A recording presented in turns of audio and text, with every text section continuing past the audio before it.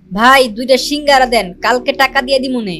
কি রে প্রেমিস, তুই আমাদের কলেজে পড়ালেখা কইরা তুই ফুটপাতে এসে 20 টাকা সিঙ্গারা খাইতেছস, তাও আবার বাকিতে? আহারে, তোর জন্য আমার অনেক কষ্ট হয়। আচ্ছা চল তুই আমার সাথে, আমি তোরে আজকে একটা 5 স্টার হোটেলে নিয়ে খাওয়ামু। প্রিমিস গরিব হওয়ার কারণে কলেজের ছেলেমেয়েরা প্রিমিসকে নিয়ে অনেক মজা করে, অপমান করে। আজকে কলেজের একটি বড়লোক মেয়ে বিলকিস প্রিমিসকে বাকিতে সিঙ্গারা কিনতে দেখে ফেলে, আর সেটা দেখে সে প্রিমিসের সাথে মজা নিতে থাকে আর অপমান করতে থাকে। প্রেমিস, মানলাম তুই গরিব ফকির, তো কি হইছে, আমার কাছে তো অনেক টাকা আছে, প্রতিদিন কুত্তারে খাওয়াই, আজকে তরে খাওয়ামু। আমি তোরে যেই রেস্টুরেন্টে নিয়ে যাইতাছি এইটা তুই জীবনে চোখেই দেখোস নাই।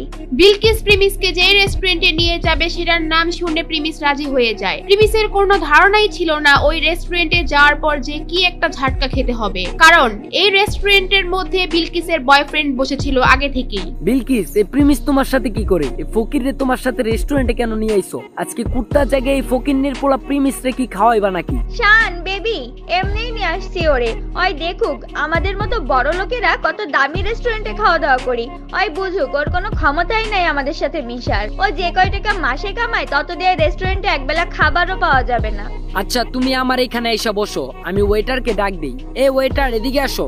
এরপর ওয়েটার তাদের অর্ডার নেওয়ার জন্য আসে। আজকে আমরা প্রেমিসের জন্য স্পেশাল কিছু অর্ডার করব, জীবনে তো খাই নাই এগুলা। আরে প্রিমিস চৌধুরী সাহেব, আপনি এখানে? স্যার আমি আপনাকে দেখি নাই, সরি স্যার, আমাকে মাফ করবেন।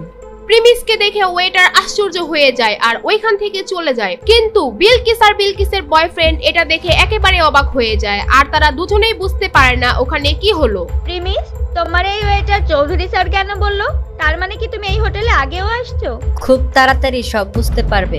কিছুক্ষণ পরে ওয়েটার 50,000 টাকা দামের একটা কোল্ড ড্রিঙ্কস নিয়ে আসে ওখানে আর বলে, চৌধুরী স্যার, এই যে নেন আপনার ফেভারিট কোল্ড ড্রিঙ্কস। এত দামি কোল্ড ড্রিঙ্কস? এই প্রিমিস, এত দামি কোল্ড ড্রিঙ্কস এর বিল কি তোর আব্বু দিব নাকি? এটা শুনে প্রিমিস একটু হাসতে থাকে, আর ঠিক তখনই ওয়েটার বলে, প্রিমিস চৌধুরী স্যারের বিল দেওয়ার কোনো দরকার নাই।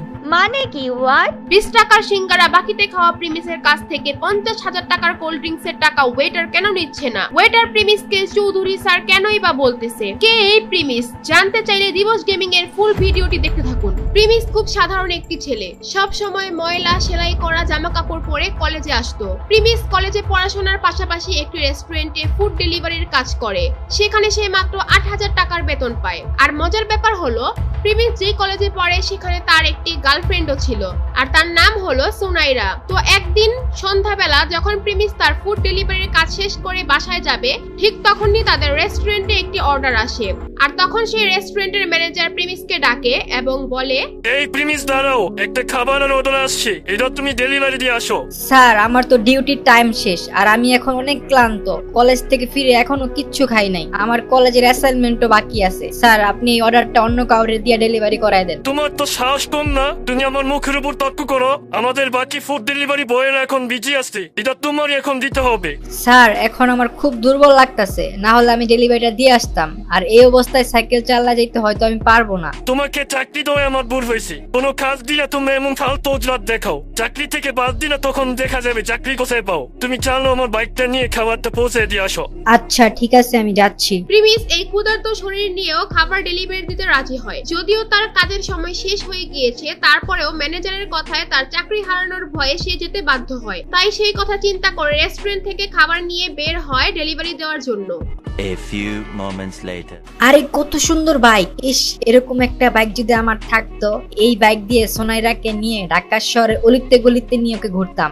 সুনাইরা হচ্ছে প্রিমিসের গার্লফ্রেন্ড, আর সুনাইরা বাইক অনেক পছন্দ করে। প্রিমিস যেহেতু সুনাইরাকে অনেক ভালোবাসে, সে তার বেতনের টাকা থেকে যখনই কিছু টাকা বাঁচাতে পারে সুনাইরার জন্য গিফট কিনে নিয়ে আসে। প্রিমিস মনে করে সুনাইরা তার পাশে সারা জীবন থাকবে। সুনাইরা প্রিমিসকে অনেক ভালোবাসে, এটাও সে মনে করে। আর তারপর প্রিমিস ফুড ডেলিভারি দেওয়ার জন্য তার গন্তব্যে পৌঁছে যায়, আর সেটি ছিল একটি দামি হোটেল। হোটেলের ভিতর যখনই রুমে নক করে, আর তখন ভিতর থেকে দরজা খুলে দেয় একটি মেয়ে। সেই মেয়েটি আর কেউ নয়, সেটি ছিল প্রিমিসের গার্লফ্রেন্ড সুনাইরা। আরে সুনাইরা, তুমি এখানে কি করতেছো? তোমার সকাল থেকে মেসেজ দিতাছি, ফোন দিতাছি, কোনো রিপ্লাই নাই। আচ্ছা ওয়েট, তুমি কি খাবার অর্ডার দিছো? আর তুমি হোটেলে কি করতেছো তোমার বাসায় রাইখা? এই ডেলিভারি বয়ের সাথে তো কিসের কথা? আরে প্রিমিস দেখি আমাদের কলেজে পড়ালেখা করে সেই ছেলে এখন ফুড ডেলিভারি বয়। সুনাইরার সাথে এখন যাকে যাকে দেখছেন সে হচ্ছে রাসেল। প্রিমিসরা যেই কলেজে পড়তো সেই কলেজের ম্যানেজমেন্টের দায়িত্বে থাকা একজন বড় লোকের ছেলে। সেও ওই কলেজেই পড়ালেখা করে। সুনাইরা, তুমি এখানে কি করতেছো ওর সাথে? তুমি আমার মেসেজে রিপ্লাই দিচ্ছ না, ফোন ধরতেছো না, আর এখন তুমি এখানে বসে আছো ওর সাথে। সুনাইরার তখন আর কিছু লুকানোর থাকে না, তাই সুনাইরা বলে, তোর সাথে আমার ব্রেকআপ। তোর মতো ফকুন্নি সেলদের সাথে ওদিন রিলেশন করছি, এটা তোর ভাগ্য। তোর তো একটা বাইক কেনার সামর্থ্য নাই, আমাকে কোথাও ঘুরতে নিয়ে যাস না। তোর মতো ফকিনের পোলার সাথে কে রিলেশন রাখবে রে? প্রিমিস সুনাইরার কথা শুনে যেন তার মাথায় আকাশ ভেঙে পড়লো। প্রিমিস সুনাইরাকে নিয়ে এত স্বপ্ন দেখতো, আর সেই সুনাইরা তার সাথে এই কাজ করলো। প্রিমিস একদম নীরব হয়ে ওইখান থেকে চলে আসতে থাকে। সারাদিন না খাওয়া, তার মধ্যে এত বড় ধাক্কা, সে একদম ভেঙে পড়ে। আর ঠিক তখনই কাহিনীতে আসে নতুন টুইস্ট। তার ফোনে একটি মেসেজ আসে, আর সেখানে লেখা থাকে প্রিমিস চৌধুরী আজকে থেকে তার অভাবী জীবন থেকে মুক্ত, আর তার ব্যাংক অ্যাকাউন্টে 500 কোটি টাকা অ্যাড হয়েছে, এবং সে তার পরিবারের গরিবী পরীক্ষায় পাশ করেছে। আপনারা হয়তো ভাবছেন এটা আবার কিসের পরীক্ষা। চৌধুরী ইন্ডাস্ট্রির একমাত্র ছেলে ছিল প্রিমিস। তাদের চৌধুরী পরিবারের একটা নিয়ম ছিল, তাদের পরিবারের ছেলেদের তারা ছোটবেলা থেকেই সমস্ত সম্পত্তি ও টাকা পয়সা থেকে বঞ্চিত করে দেয় এবং গরিব অবস্থায় ছেড়ে দেয়। একটা সময় গিয়ে যখন তাদের 21 বছর বয়স পূরণ হয়, তখন তারা তাদের সমস্ত সম্পত্তি ফিরে পায়। আর সেই দিনটি ছিল আজকে। কি হবে এখন? কি করবে এখন প্রিমিস? কি হতে যাচ্ছে প্রিমিসের সাথে? এগুলো জানতে চাইলে দিবস গেমিং এর ইউটিউব চ্যানেল সাবস্ক্রাইব করে নোটিফিকেশন বাটন বাজায় রাখেন, কারণ আগামী পর্ব এখানেই পেয়ে যাবেন। আর যারা দিবস গেমিং এর সাথে লাইভে গেম খেলতে চান, অ্যাড হতে চান, তারা দিবস গেমিং এর ফেসবুক পেজটি ফলো করে দিয়ে আসেন। ডেসক্রিপশন আর পিন কমেন্টে লিংক দেওয়া আছে, চালু করে ফলো দিয়ে আসেন।